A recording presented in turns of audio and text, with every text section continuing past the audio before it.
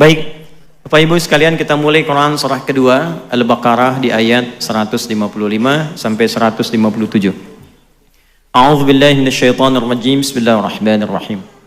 Walanabluwannakum bisyai' minal khauf wal ju' wa naqsim minal amwali wal anfusi wath thamarat wa basyyiris sabirin الذين إذا أصابتهم مصيبة قالوا إنا لله وإنا إليه راجعون أولئك teruskan ayatnya أولئك عليهم صلوات من ربهم ورحمة وأولئك هم المهتدون ولنبلونكم ada pakai lamnya taukid ditambah nun taukid takilah di akhirnya.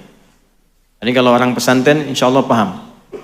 Bicara mengartikannya, dan tanamkan pada hatimu yang paling dalam. Siapapun yang menjalani hidup di dunia ini pasti akan diuji.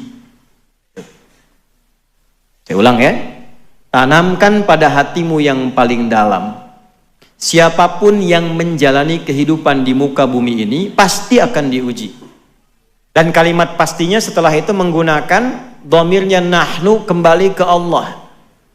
Jangan diartikan jama', bukan, karena Allah itu tunggal, ahad, lam yalid walam yulad. Tunggal, ahad, ada wahid, ada ahad, itu beda.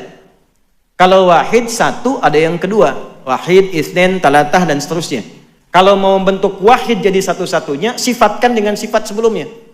Misal, Tuhan satu-satunya, sebutkan Tuhannya, tambahkan wahid. Wa ilahukum ilahu wahid, maka kalimat ilah menjadi tunggal.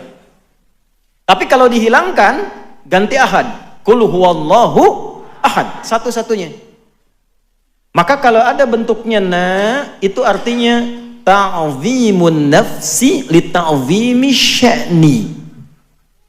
Menghadirkan keagungan Allah untuk menunjukkan satu hal yang penting yang akan disampaikan. Jadi kalau ada yang istimewa, yang penting itu digunakan dhamirnya nahnu. Saya ambil contoh begini. Malam Al-Qadar itu istimewa tidak? Penting tidak? Turunnya Al-Quran begitu penting. Malamnya penting. Saking pentingnya, maka digunakan dhamirnya nahnu. Inna, Quran surah 97. Inna anzalnahu fi lailatul qadar. Inna panjang, inna pendek tambah na, asalnya begitu. Inna na pendek, harfu nasbin wa taukidin tansibul isma wa tarfa'ul khabara mabniyun 'ala al-fathi la mahalla lahu min al-i'rabi. Paham? Tidak. Huruf yang berfungsi menguatkan, menajamkan, untuk memahamkan pada hati, tancapkan pada hatimu, jangan goyah. Yakinkan, aku tegaskan, kata Allah, demi keagunganku, kata Allah. Diturunkan Al-Quran itu di malam yang sangat istimewa. Jadi untuk menunjukkan keistimewaan turunnya Al-Quran, malamnya istimewa, Allah menghadirkan keagungan zatnya untuk menunjukkan itu penting. Saking pentingnya. Makanya malamnya menggunakan lailah. Jadi ada lail, ada lailah, itu berbeda. Kalau lail waktunya dari ba'da isya sampai menjelang fajar. Lail, sahar, fajar. Tapi kalau kita bicara pakai ta, itu istimewa. Lailah, ada yang istimewa di malam itu. Lail, malamnya. Jamaknya layali. Lala, lili, lela, layali, malam. Ibu leli, ibu malam-malam. Balik. Walanabluwannakum, dan demi keagungan zatku, kata Allah, aku informasikan, jangan sampai ragu. Setiap kalian yang hidup menjalani kehidupan di bumi ini pasti akan diuji. Nah, jadi persamaan pertama ini tolong dibayangkan saja ya. Biasanya suka saya tulis, tapi karena kita agak padat jadi dibayangkan. Yang hidup pasti diuji. Pengertian terbaliknya begini, pengertian terbaliknya. Fokus baik-baik. Semua orang yang hidup pasti menghadapi ujian. Pengertian terbaliknya, yang tidak diuji, yang tidak ingin hidup. Hanya orang yang sudah meninggal yang tidak diuji. Tuh. Kalau masih hidup pasti diuji. Jadi sepanjang kita merasa hidup pasti ada ujian. Hanya dengan meninggal ujian selesai. Saya tanya, siapa yang tidak ingin diuji? Ayo angkat tangan. Kan alhamdulillah selesai masalah kita udah. Di sepanjang kita hidup itu pasti ada ujian. Macam-macam. Minal khauf, ada yang gelisah, khawatir. Tadi kan gelisah, ustadznya benar jadi datang nggak ya gitu. Jam berapa kajiannya dimulai kan? Ya. Wal ju', mulai lapar. Ini ada snacknya nggak ya gitu. Wa naqsim minal amwal, harta mulai berkurang. Yang tadinya di atas tiba-tiba Allah arahkan supaya ada penyesuaian. Ada yang kena PHK, ada yang pindah kerja. Wal anfus, yang sakit, ada yang meninggal. Wat thamarat, itu koreksi sedikit di terjemahan. Di terjemahan diartikan buah-buahan. Saya agak kurang sepakat karena kalau cuma buah-buahan, tukang sayur nggak diuji. Ya, itu pakai balaghah bacanya, pakai kiasan. Maksudnya apa? Kalau nanam buah itu kan kita nanam benihnya dulu, dirawat tumbuh, jadi pohon, jadi buah, baru dipetik. Ada yang sudah kerja keras demikian, besok mau panen, malam diambil orang. Anda yang ikut tender, hasilnya diambil orang. Anda yang usaha, hasilnya diambil orang. Itu semua bisa terjadi ya akhi. Yang kita hadapi. Wabasyiris sabirin. Nah ini yang hebat. Ini yang mau saya katakan, ini solusinya. Muhammad, berikan kabar gembira kepada orang yang sabar saat menjalani ujian itu.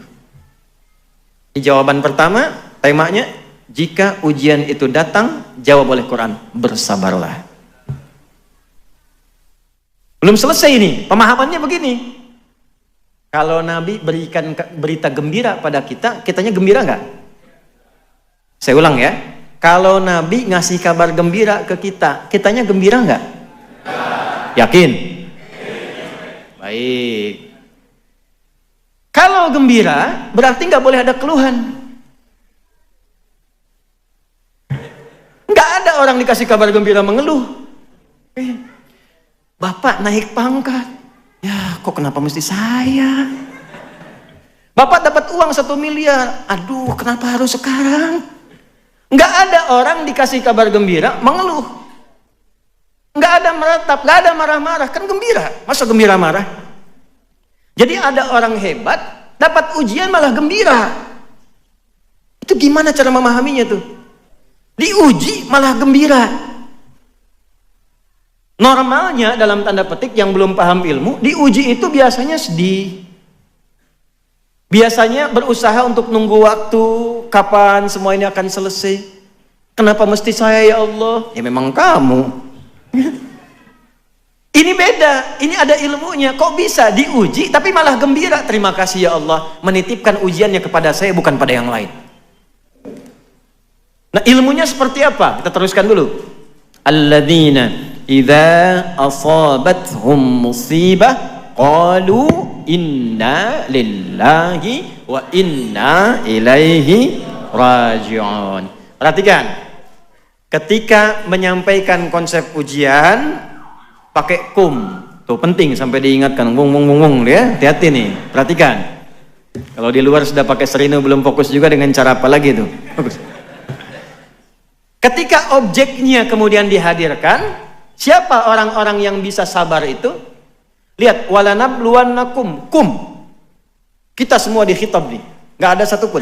Tapi ketika dimasukkan pada golongan orang hebat yang bisa senang menghadapi ujian, dibentuk lagi komunitas yang baru, orang-orang khusus, bukan orang biasa. Biasanya orang sedih, yang ini malah senang. Siapa orang ini? Ditawarkan oleh Allah. Anda mau masuk gak pada golongan itu? Maka dirubah kalimatnya menjadi alladzina, disebutkan sebanyak 1080 kali dalam Al-Quran. Bentuknya ini isim mausul, konjungsi, bentuknya jama. Bisa laki-laki, perempuan, besar, kecil, lintas gelar sosial. Jadi kita diajak oleh Allah. Ya, jadi nggak terbatas pada kiai saja. Kiai nggak tahu ilmunya sedih juga. Bukan terbatas pada ustadz saja, tidak. Kita semua ditawarkan, mau nggak punya gaya hidup yang menghadapi apapun senang. Di sini senang, di sana, di mana-mana. Bukan hatinya aja, pikirannya senang, fisiknya senang, gitu. Semua nyaman. Maka apa yang kemudian kita lakukan? Orang-orang hebat ini terbuka tawarannya ialah orang yang idza asabathum. Idza ketemu fi'il madhi maknanya mudhari'. Idz ketemu mudhari maknanya madhi. Idza ketemu past tense maknanya present. Continuous future. Ya. Idza asabathum, apabila mereka menghadapi ujian yang sedang ada di hadapannya. Diuji, qalu, mereka meyakinkan pada hatinya, berkata. Jadi boleh katakan pada hati kita. Keluarkan kalimatnya. Kita punya ayatnya, katakan pada hati kita. Pertama, nanti saya detilkan. Inna lillahi wa inna ilaihi raji'un.